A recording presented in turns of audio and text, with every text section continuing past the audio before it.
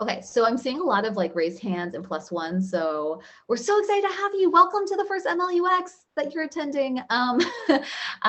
We'll go ahead and get started. We might have some other folks join. Feel free, if you haven't introduced yourself and you want to, drop your, where you are from, what do you do, anything about yourself, if you're looking for roles, your LinkedIn, all that stuff too. But we are going to go ahead and get started. This is what I need. Okay. So I'm going to do a little bit of background on what is machine learning UX as a meetup. And then we're going to hear from the amazing Thryn Shapria, who's going to give us a little bit of a case study walkthrough about how to apply one of my favorite resources, the People AI Guidebook, how she applies it at her work at Google Photos, which I am so excited about. I'm going to say a little bit more then. I'm not going to repeat myself.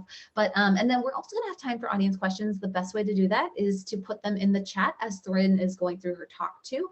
And then I will select some questions there. And then at the end, if we have some time, we can all chit chat, stop the recording, all that stuff too. But yay, let's get started. Hello, today it's MLUX in pair. I don't know how to pronounce the X. It always looks good and like visual designer told me to do the X, but MLUX meets pair and pair. Pair is a group out of Google AI. It's short for People AI Research. And if you haven't heard, they have an amazing guidebook. I also want to say too, before we get into the case study, like, who are we? Hi, I'm Michelle. I am the organizer and founder of this MLUX meetup, but there's a lot of other people behind the scenes who have helped in a ton of different ways. So I just wanted to acknowledge and give a shout out to them. Thank you to all the folks over the last, I guess we've been going for 3.5, almost 4 years, who have helped make this possible, as well as all of our volunteers who help like write up things and everything too. And if you are at all interested in volunteering, we would love to have you. Please feel free to reach out to me, Michelle at mluxsf.com. I think it's on there, right? Yeah, it is. That's me. Or humans at mluxsf, because we're the humans of the MLUXSF. Okay. So we're the humans, there's a lot of us. So feel free to email that and just share what you're interested in volunteering with. We're always excited to work with you. So we have a couple of folks who are new to MLUX. So great, what is MLUX? How I like to describe it is, how do we use data science techniques in order to inform and drive UX design decisions? So we were talking about early when people were joining, like the Salesforce data-driven personas, how they used unsupervised learning methods in order to create those clusters of personas and inform like who their users actually were. But also, like, how do we just design better experiences around data? Like, how do we let our users know, what's happening with their data, how they can control it, how they can give it feedback and all this stuff too. And everything in between, and how do those two feed off of each other? And also, I'm sorry if I'm over explaining, but for those of you who might be like, whoa, this is like my first tech event, because I always love that some people come for their first tech event to this. What is UX? UX is short for user experience, and it really is designing the overall experience of the app or product or whatever it is that you are making. It's a lot more than just visuals. I will also say that too. I will say I am a UXer, but you can see my slides. They are like all in black and white, and this is like the extent of my design. I do more UX research, but it could also be the words on the page and everything too. And then on the flip side, data too. Sorry for all of you AI folks out there, and you're like, what? It's just one word, data. Yeah, I'm lumping machine learning techniques, artificial intelligence, data analysis, stats, and so much more into that kind of category. Mostly, I feel like it's intentional to kind of signal that our users don't even know exactly what it is. It could just be logic loops, but it feels intelligent. So like all this stuff too. So when those two come together, they make experiences like this. This is one of my favorites because it's very visual. A lot of the other ones that I have are not as visual, fun GIFs. So I will eventually update this, but that is not today.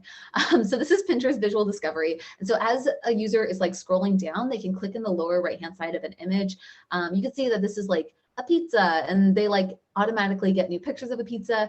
I don't need to know the back end of how this is happening. It could be computer vision. Like for every one little square they have like 3 other ones that are similar, and that like populates the entire screen and it just updates as I scroll on. Or it could be something like NLP, and like it's actually like doing hashtag pizza, hashtag margarita, or whatever, it's parsing the website. But the important thing is that you're helping the user finish their task, which is not trying to have them go back up into the search bar and articulate, oh, round thing with red and green and all this stuff and cheese and whatever. Anyways, I think it's really cool. This is like the power of really cool experiences that we are all building in our own different respective groups. Also, I think someone's mic might be on, so if you wouldn't mind joining and muting and turning off your video, hello. The other thing that I will mention is that I've written this up and so much more in our Medium article. We have a Medium channel on what is MLUX. I just shared that too. So that's kind of like how we think about MLUX as a field, but what is it that we do as a meetup? So we really want to create a collaborative environment between UX, data science, and really everyone in between. So I'm so excited to hear that there's software engineers, that there's PMs here, because it's not going to be just ML or just UX professionals who are going to be making the future. And we really aim to organize this community that fosters cooperation, creativity, and learning across all these disciplines by hosting tech talks, case studies like what Thryn's going to share today, and just sharing those best practices and like what we're doing. And like, as I mentioned, it's not going to be a single company or individual who does this. We are going to learn together as a community. And so that's why we're really trying to center these voices. Yeah, you're interested in following us? Cool. We're on like every platform, like ever. I'll share this in a second, but Meetup, we're there. YouTube, yeah, we're recording this talk now. This talk is going to go up on our YouTube channel. LinkedIn, oh, you betcha. Surprisingly, that's been like the whatever social media that I didn't think would take off, but no, like everyone follows our LinkedIn. You should too. Twitter, we're also there. Medium, we're posting about it. Yeah, we're all over. So take a look. Yes, and then also the last thing that I will kind of mention before we hand it over to our speaker is we can't host events without you. So we need people who love giving talks. So Jim, when you were really interested in your example of like data science techniques for UXR, like we haven't done a talk on that in a while. This is how we also get talks too from our community, is people like literally just email us at humans@mluxsf of like, I have a cool example, like totally do that. We are so interested in it. If you want to volunteer, no MLUX experience needed. We are always looking for volunteers or whatever you are interested in. We've definitely had like all of our branding with someone who wanted to get into the field of UX. So like, come on down. We would love to use your skill set. Also, if you have any cool tweets, tweet at us at MLUX Meetup. And the last thing that I'd like to acknowledge is we are part of the larger Immutable Studios with Feminist AI. They're doing a lot of really amazing things. Clara, who's on the line, is actually working on currently like an art installation and getting grants and all this stuff too. It's a larger nonprofit. If you're interested, definitely check out feminist.ai or the GoFundMe Feminist AI.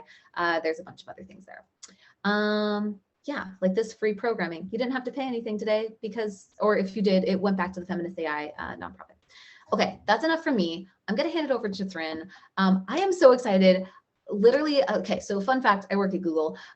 Like that's my day job. That's not why I'm here now. I organize this because I love talking about MLUX. But the PAIR guidebook was actually the thing that convinced me to join Google. I was like, oh my gosh, there's a team of people who are writing like documentation and helping others learn. They're sharing it externally. Like, this is amazing. And Thryn is one of those folks who gives just like a really powerful talk on like how to apply the PAIR guidebook to her practice. And she's going to share a little bit about, you know, what is the PAIR team and the PAIR guidebook. I'm not going to spoil too much. I will also say I teach a class, and this is one of my students' favorite talks from the entire semester. So Thryn, no pressure, but I really love your talk. Okay, you can share your screen now and come off of mute. And we're just so excited to have you. Thank you for giving your time to us today. You keep putting all this pressure. Sorry, no pressure. It's a free talk. The stakes are very low. So let me just, okay, I'm gonna try to get this presented. Awesome. Okay, enter. And while Thryn's doing that, I will also share, if you haven't seen,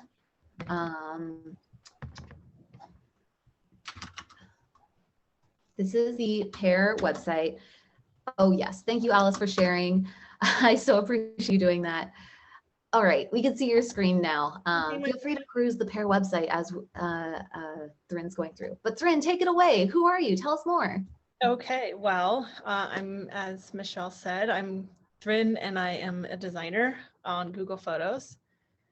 I'm here to talk to you about That's me. I'm here to talk to you about how we approached human-centered AI on Google Photos, and in particular, a deep dive into one of our main AI-powered features, which is our memories feature. So, we built Google Photos to make it easy to keep and manage and share your life's photos and videos. And it also gives you peace of mind by saving all of your memories in a single private place. And this can be accessed from any device, and it helps organize photos and videos by people, places, and things that matter, and share your favorite moments with important people in your life. So what does that mean for a real person? Well, I'm a real person, so I'll share with you what it means for me. So if you were alive before smartphones and digital cameras, you might remember when your photographic memories were in a physical photo album or a shoebox that you thumbed through when you got the urge to reminisce. I grew up in the golden age of point and shoot film photography, and my photographic memories used to exist only in these physical photo albums that I would thumb through whenever I got the urge to reminisce. But like many people, my photo taking really took off when I got my first digital camera. And from there, it increased significantly as taking and storing photos became easier and cheaper, and as my life changed and I had more meaningful things to take pictures of. This graph I obviously haven't updated since 2017, but it just keeps going up and to the right like a big old hockey stick. And people everywhere all around the world are taking a lot of photos. Google Photos has 1 billion users, and those users are uploading billions and billions of photos every day. Now that we carry high quality cameras in our pockets to snap selfies and take videos of our cats, I take a lot of videos of my cats, our photo and video libraries are getting really huge, and it's amazing because we have so many pictures, but it's also really overwhelming because we have so many pictures. And the majority of photos that are backed up in Google Photos might never be viewed again. So special moments that we capture are just quickly becoming buried in this overwhelming black hole of digital obscurity. Moments like these. And we capture these moments for a reason, to document and to share and to remember. Reminiscing is a really powerful and important part of the human experience. Research has found that nostalgia supports social connectedness, a sense of meaning in life and optimism. Reminiscing is common and social and often associated with storytelling. And in the age of photography, reminiscing is often synonymous with photos and videos. A person's photo and video library is in many ways a record of their life. So we on the Google Photos team saw an opportunity to reconnect people with their memories and use AI to understand which photos are meaningful and worthy of reminiscing. Now that said, because we have such a large, diverse group of people who use photos, and because reminiscing is so personal, we knew that we need to give individuals control over their experience. So here's where the guidebook comes in. Balancing control and automation can be very tricky, and it's really difficult to get it right. But this is a critical part of any AI-driven experience. The People AI Guidebook, which launched at Google I/O in 2019, and then again in 2021, is such an incredible resource to help us understand and navigate and address these challenges in a human-centered way. In Google Photos, we use AI to make your images easier to search and organize by people, places, and things, and it also powers features that go beyond search and organization. We use it to automatically combine photos and videos into a short movie set to music and generate animations from photo bursts. If face grouping is turned on, AI will create collages featuring a recent photo of someone next to an older photo of them in a similar pose. And I really love these because they show how someone has grown over time, like this one that shows my son at age 2 and 5, and then my daughter at ages 1 and 3. And a few years ago, we introduced AI-powered reminiscing features. Rediscover This Day resurface photos from the same day in previous years, and then They Grew Up So Fast would compile photos and videos of a loved one over time into a short movie and set it to music. And these quickly became some of our most loved features. People just really loved enjoying these meaningful moments that they might not otherwise revisit. So building off of this, we wanted to resurface more photos and videos that were buried in people's libraries. And we started working on our memories feature with the goal to make reminiscing a central and everyday part of the Google Photos experience, and using AI to curate meaningful content from your photo library and display it in an immersive story player. But memories need to be enjoyable for everyone, no matter the size of their photo library, whether or not they travel, have kids or pets, or if they take hundreds of pictures a week like I do, or just a few pictures a month like my husband. To create an engaging reminiscing experience that everyone would enjoy, we needed to make really tough decisions about what types of content to include or filter out. And in addition, reminiscing is a really personal experience, and not all memories are welcome. Some memories are intensely sad, upsetting, or painful, like photos of an ex-partner or a loved one that's died. And when we expanded our reminiscing features and automatically brought more photos and videos out of the obscurity and put them front and center in the Photos app, the impact of getting things wrong became much, much higher. AI-driven products are probabilistic by nature, and the experience will not be perfect for everyone every time. Sometimes when AI gets things wrong, it's hilarious, like when this panorama cut off my friend Matt's legs. Sometimes it's not as hilarious.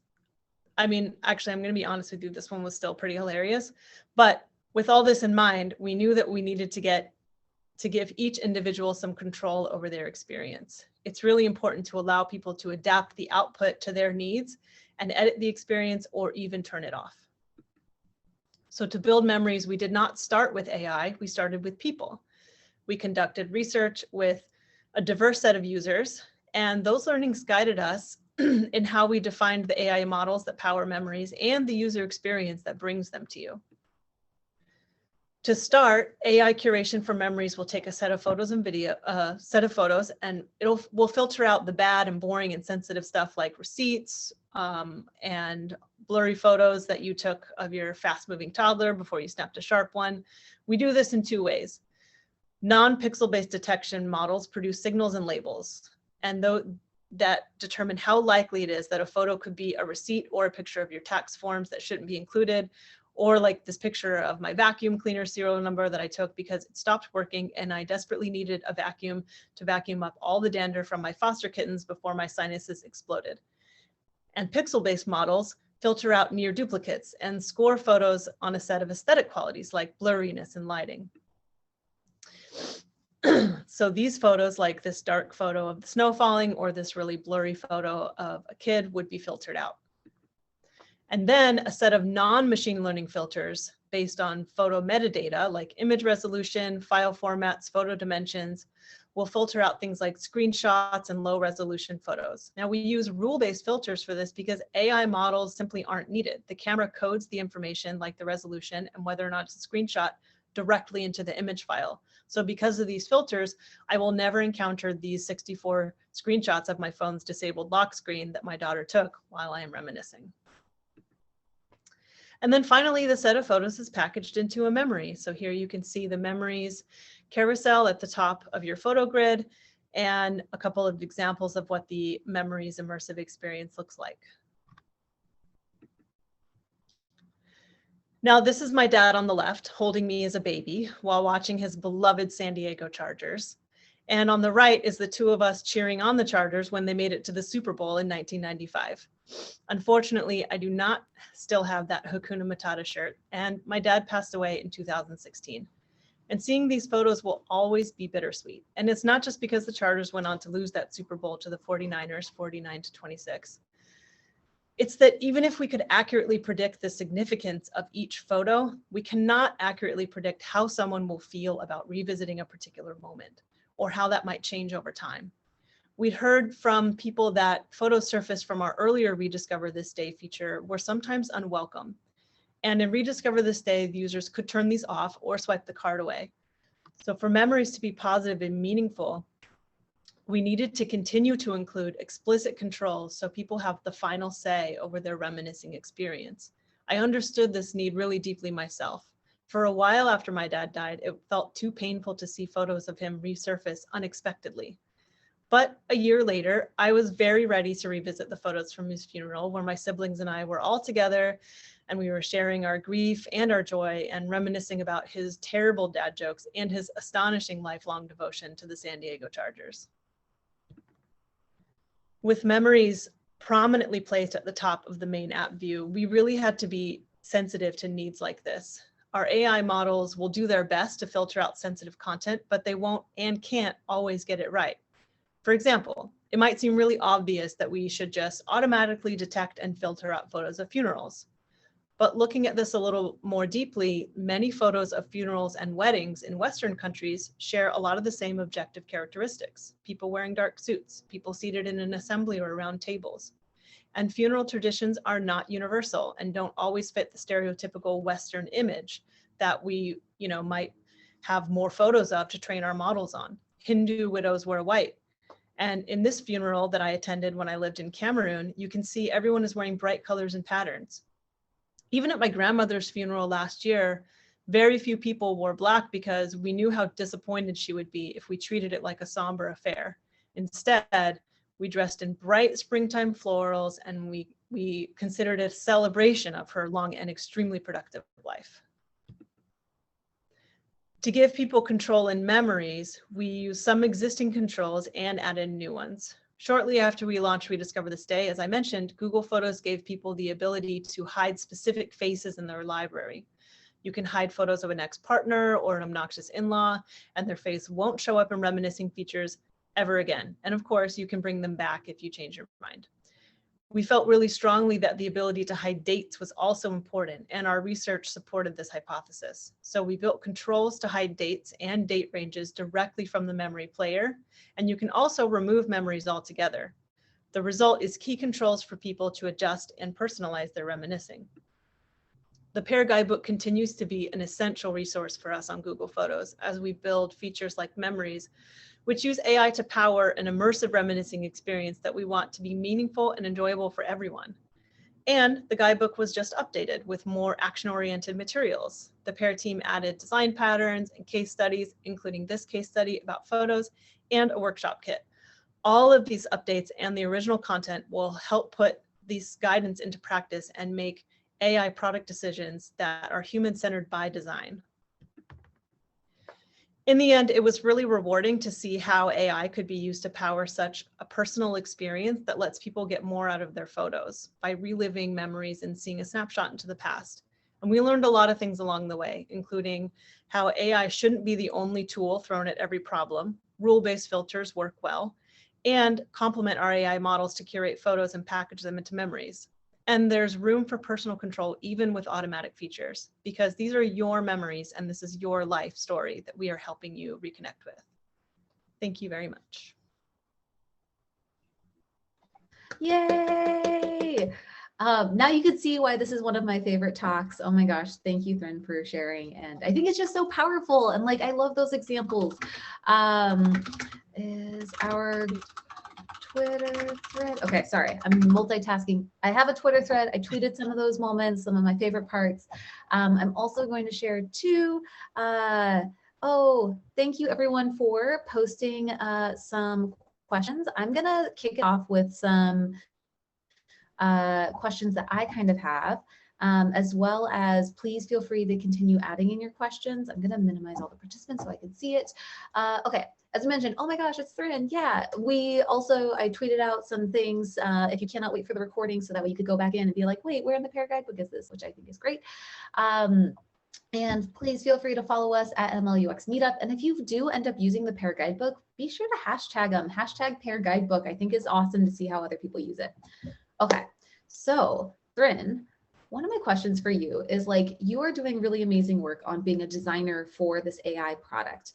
What does that actually look like on the day-to-day? Like, are you working hand in hand with the data scientists? How much AI do you have to know as a UX designer? Tell me more about that. Oh my goodness, that's such a big question. So I'm a design manager, meaning I have some direct reports that were the hands-on IC designers on this. Although in full disclosure, I'm actually transitioning to a role that's going to be focusing just on AI ethics in a few months, still on Google Photos. Yeah. But throughout the design of features like memories, I work extremely closely with the designers. And what the day-to-day looks like is with features like this, you can't just mock it up and then show it to people, and even research participants or product leads, and say, here's what this experience is going to look and feel like with your own photos. It just doesn't work, because reminiscing is personal. And if you show a mock-up with a bunch of stock photos or just photos from our libraries, like it's not going to work. So we really had to build it. We worked really closely. It was like a small, tight-knit team with a designer and engineer and product manager and researcher and myself, and just like a handful of folks from different disciplines. And the engineer would build it in our kind of like beta internal version of the app and like push it out, and then we would have it on our devices, and it would be powered by our own photo, so we could really feel what the experience was going to be like. And this was really critical because we also needed to feel what the experience was going to be like over time. So a lot of the day-to-day is like checking out the new build, going through my memories, seeing like, is this too long? Is this like, do we need to filter out more? I have a large library. Someone who has a smaller library, do we need to like relax the filters? How do we like find the balance? And so it was a lot of this, like very incremental fine tuning and adjusting and making things flexible so that it would accommodate like different library sizes and different photo types, and lots of really hands-on, just like testing the feature and feeling it out and making decisions together. I love that. I love that you all were invited to actually try and prototype with the AI and give it feedback. And that also that feedback kind of mechanism ended up being a really big control feature in the end product. I think that's awesome. Yeah. We also, just to add on, one of our first research studies was a diary study where we got external participants on a special allow list so that they could have this reminiscing experience in their hands over 6 weeks, so that we could get real feedback that was meaningful and helped us understand like how, what was it like to see these photos come up, and what did you like and not like about it, and what kinds of how should we address your concerns or things that you didn't like.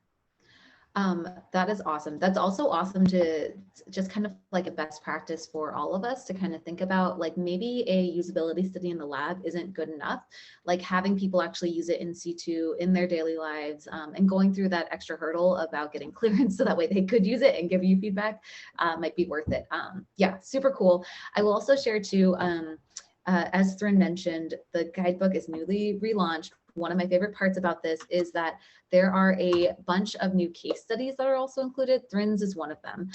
So I just shared that Medium article. And if you haven't checked out the Pair Medium, I try not to hype it too much because I'm like, oh wait, I work at Google. Is this like overhyping my employer? But actually, like, I really do like these case studies. So definitely take a look at that. I just think that they're really written from really great lens about like, okay, but like, what does this mean and how do I apply it? So forgot to share that, but now I just did. So then that's great.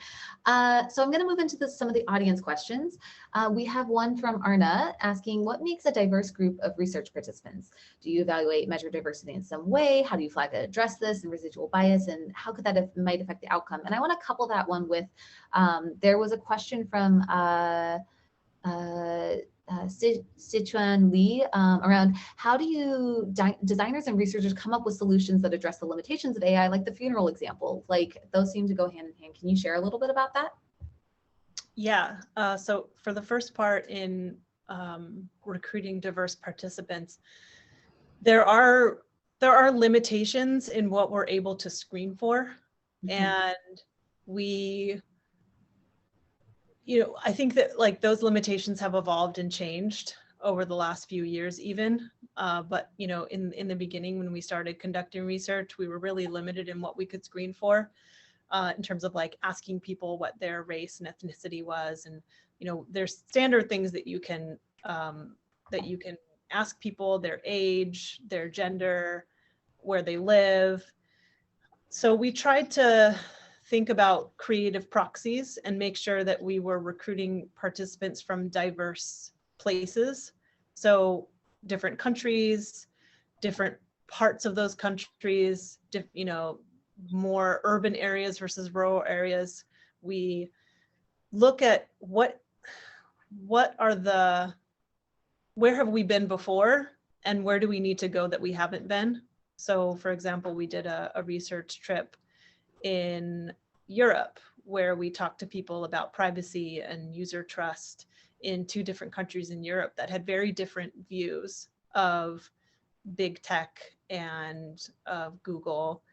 And we also talked to folks in the rural South and the Midwest here in the US. So because, you know, again, like we don't want to just focus all of our research or all of our decisions based on the opinions of either people who work at Google, whether or not they live all over the world, or people who live in the Bay Area, whether or not they work in tech. Like both of those would be too limited sets of people in order for us to really learn and really figure out what kinds of controls we needed to put in place.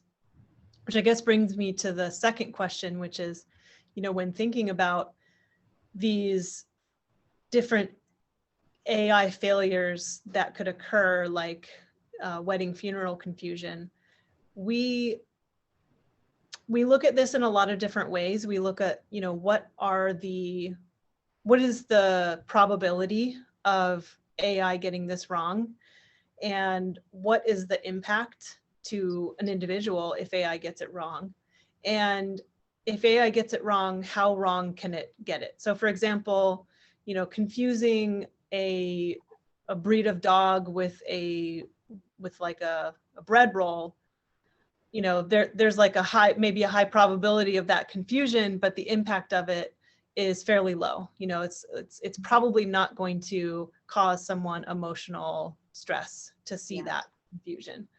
But the impact of, you know, putting together a memory about a funeral and then labeling it like, oh, happy day or celebrating joy, like that could be really traumatic. But more importantly, we recognize that just with memories themselves, we are going to surface photos that people may not want to see, because we don't want to make all of the assumptions. Like even if we could accurately detect photos of a funeral 100% of the time and always know it's a funeral, I don't think that gives us the right to assume that you never want to see those photos, because it's your story and that's part of your life. So that's why we knew that we needed to build these controls so that ultimately that experience is up to the user. Oh my gosh, you are so articulate about this. I just think that is so awesome.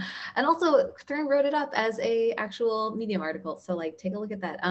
Yeah, no, that's great. Thank you for sharing that too. And I think too, this kind of gets at some of the other questions too that I'm seeing in here around like, you know, wait, hold on, this is a bunch of Googlers making this, but I love that you're talking about like, oh wait, we actually go and look for people who are not have the same beliefs as us, or sorry, I use us because I'm a UX researcher as well, but like trying to design for everyone. And on that note too, I have another question from Will around how do you handle the curation of prompts that are being delivered to the users, specifically like the book generation feature? How do you prime from creating a memory to a book? Was that something that users were interested in? And like, I don't know if you could share a little bit about that. Yeah, I mean, this is kind of an interesting peek under the hood, but you would imagine that we just have this like one magical curation pipeline, and then we, you know, package things up and know things, and then we decide like this should be a book, this should be a set of prints, this is a memory. But the reality is, if any of you have worked on product teams, like it's not really how things work. You know, often there's different teams, and there's, you know, old pipelines and new pipelines, and old models and new models, and it takes a lot of work to kind of transition things over. And the book suggestion feature was around a long time before memories. And there's specific book related signals, or I guess book related constraints that go into a book suggestion. For example, there's a minimum number of photos, because books, you can't print a book with fewer than 20 pages. And there are stricter resolution requirements, because it's going to be printed versus viewed on your small smartphone screen. So when we started building the memories feature, these were just completely separate things. You know, the curation models that went into packaging memories and curating those, you know, were not the same as the ones that went into creating a book suggestion, although there were some of the rules that were shared. For example, the rule-based filters that would filter out screenshots and receipts and those kinds of things were shared between those two. But it's like, you know, two separate restaurants using the same like supplier, I guess, maybe. And now though we are, so I guess so, yeah. So that's kind of behind the scenes. And then as memories, we saw that it was successful, people were enjoying it. And then separately, you know, seeing the potential for giving people book suggestions based on memories, we just kind of like started talking about how can we combine these two, or how can we like, you know, determine when a memory might make a good suggestion. So we actually did it the other way around. So we took a suggested book and just turned it into a memory, and then showed that, as opposed to like taking a memory and determining whether or not it would also make a good book suggestion. And so that allowed us to like very cleanly connect those dots. And then, you know, there's maybe further opportunities down the road to combine even more and like kind of merge these curation pipelines and make sure that we're like leveraging the curation that we're putting into each in order to make both stronger. Oh my gosh, that is really cool to kind of think about like, oh gosh, how do I marry these two separate products, but like actually have them build on each other? Yeah, awesome. Thank you for sharing. I'm going to ask this question from Nathan now. And this is something too that, you know, we get from a lot of, especially UX designers who are like, oh wait, now I'm suddenly responsible like for this AI product. And like, how do I actually give them feedback about like metrics? Because what I hear is like, AI needs to be optimized for something. So that's why I'm like really excited that you asked this, Nathan. What are the measures of success for a feature like memories, e.g. engagement or some type of conversion? Like that's always something that's really big for AI, right? Like click-through rate, we might have heard that before. How much do those metrics guide decision-making throughout the product design process? What happens if and when those metrics conflict with other goals, such as avoiding or causing emotional distress to users? Can you share a little bit about how this team made those decisions? Yeah, so the two, engagement is definitely a core metric for memories. The other one is retention. We want people to engage with it, but also to continuously engage with it over time. And so this is where the other goals, like I guess the non-goals, like avoiding, you know, causing emotional distress to users or surfacing unwanted memories come into play.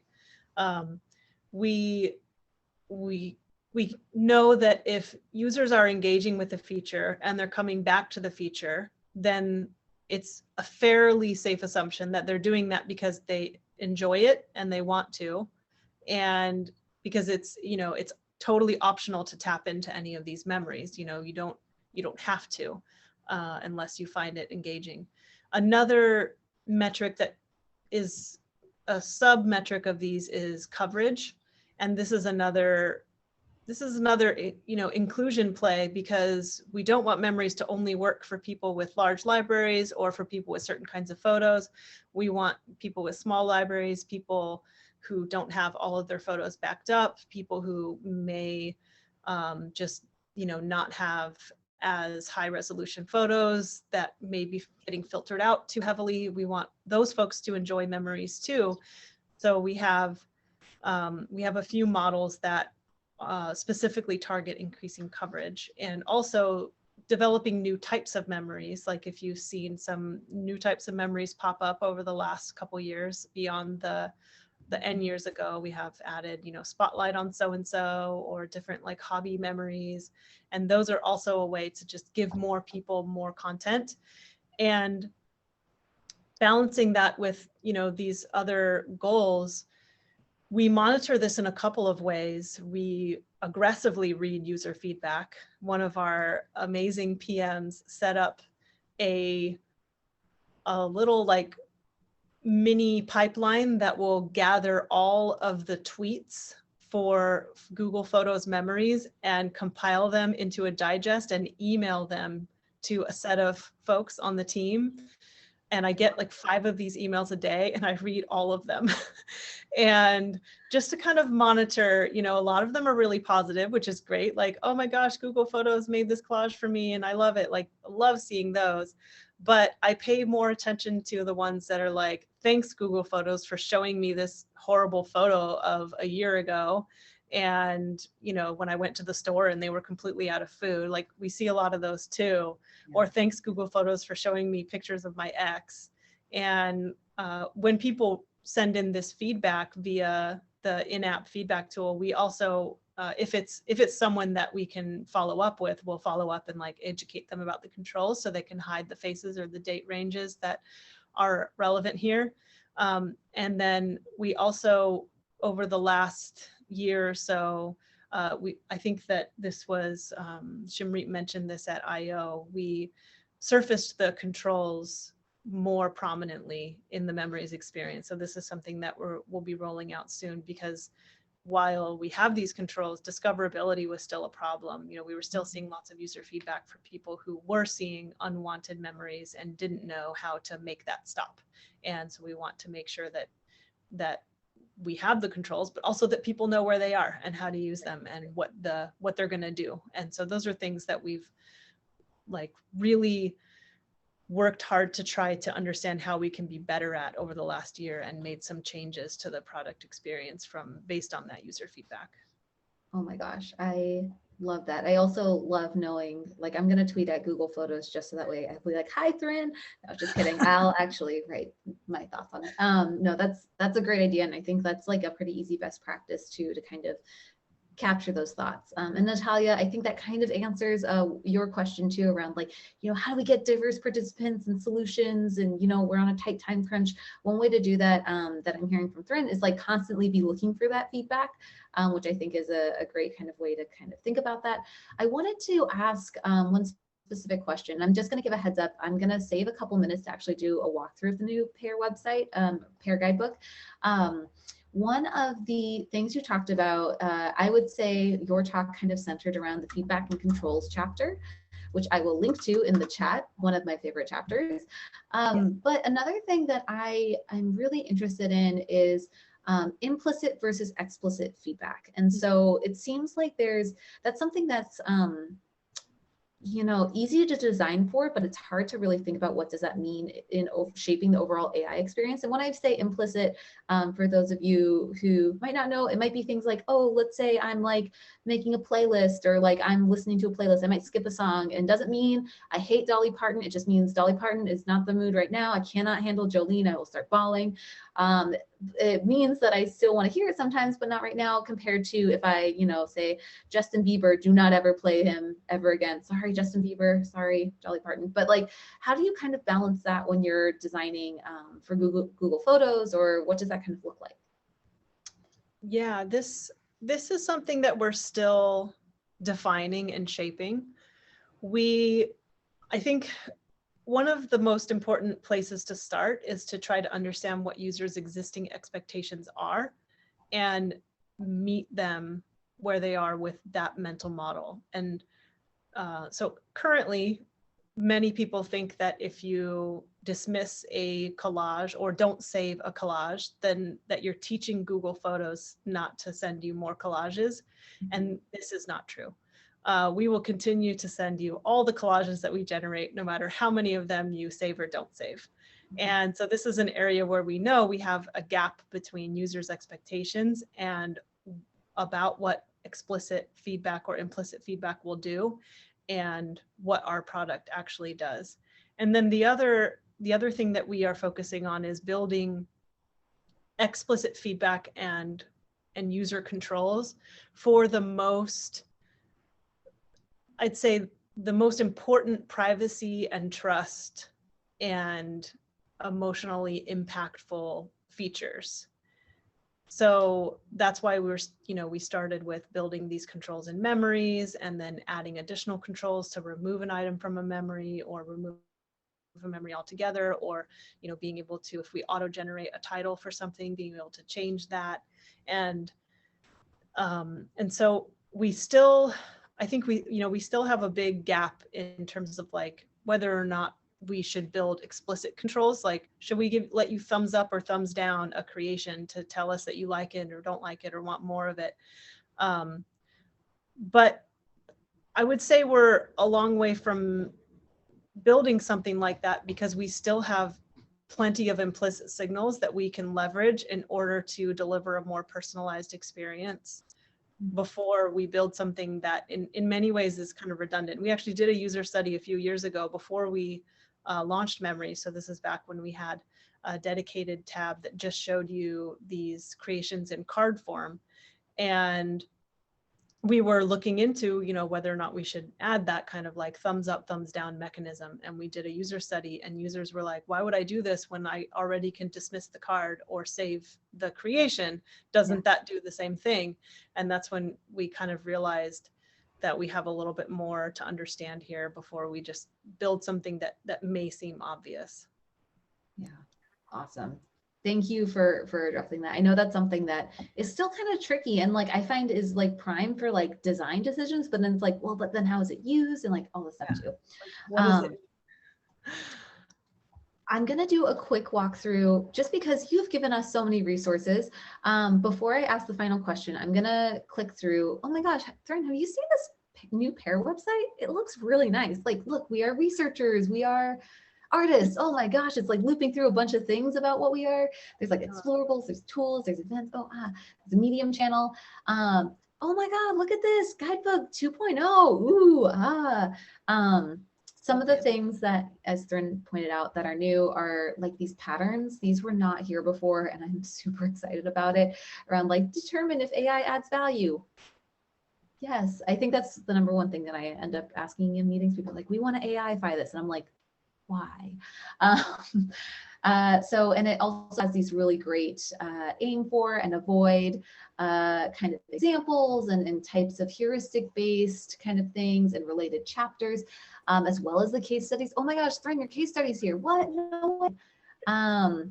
The other thing is you can kind of filter by some guiding questions and everything too, like how do I get started? When should I use AI? All this stuff too. How do I explain my AI system to the users? Exactly, Thryn, like you were mentioning, like, oh wait, we thought that it was clear that it does this, but actually, and then diving deep into the chapters, those case studies. But the other thing that I really love is the workshops. They actually have some kind of like prompts and everything too, which you can like download and kind of like, I always tell my students, you can like totally find a pick and choose whatever like floats your boat about like, oh yes, this prompt works for you as like a design consideration. Like how do you design for extreme feedback or something, or extreme control, and like think about that as a prompt. So anyways, I'm a huge fan. Thank you, Thryn, for your service and helping contribute to this. So, okay, I kept everyone hanging on the line to do that guidebook walkthrough. Oh, wait, oh, hold on, one more thing. Did you know that there's a Medium article or Medium page? There's Medium, ta-da. It has a bunch of things. Okay, read this, read all of them. Okay, sure. My question for you. Final question. You have a captive audience, people who are very excited about the future of ML, UX. You have software engineers, PMs, UXers, data scientists, ML engineers. Oh my gosh, so many people. What would be like one piece of advice or feedback you want us to take back to our teams tomorrow? Imagine we're all at like virtual stand-up and we're all like, I don't even want to give a project update. I'm just like too excited to share about what I'm doing, or like this talk that I saw. What do you think we should be doing? You have to listen to your users. It's the only way. You are, whatever you're building, whatever idea you have, you're bringing that to a set of users whose expectations and understanding of AI is based on every single other thing that they've encountered in the world that's not your product.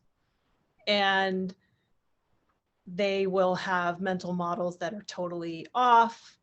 The onus is not on them to figure it out. The onus is on you to help them and to meet them where they are. And to, if their mental model is off, then there's work to do to fill in that gap, either with education or changing the product or some, different path. But you will never understand if you are meeting their needs without talking to them and listening to what they say. That is awesome. Thank you for that reminder. I love it. Listen to your users. Yes, plus 100 on mental models. Also, no spoilers, but did you guys know that there's a whole chapter on mental models in the PAIR guidebook? What? It's because they're helping co-sponsor this talk. Oh my God, check out that chapter. It's fantastic. So on that note, thank you so much, Thryn. This has been awesome. Before we give you a round of applause, I do want to do one final plug for big thanks to Feminist AI. If you donated any money for your ticket, it goes to our larger nonprofit and the programming. Thank you, Clara. They're actually setting up our studio space in LA. We have a studio space to like do AI art and everything too. So, and help teach folks who might not have the opportunity to learn about AI, more approachable and inclusive ways to learn about AI. So that is where your money goes. And definitely check out their really cute video too. Cute. It's adorable. Oh God, I'm using like very soft words.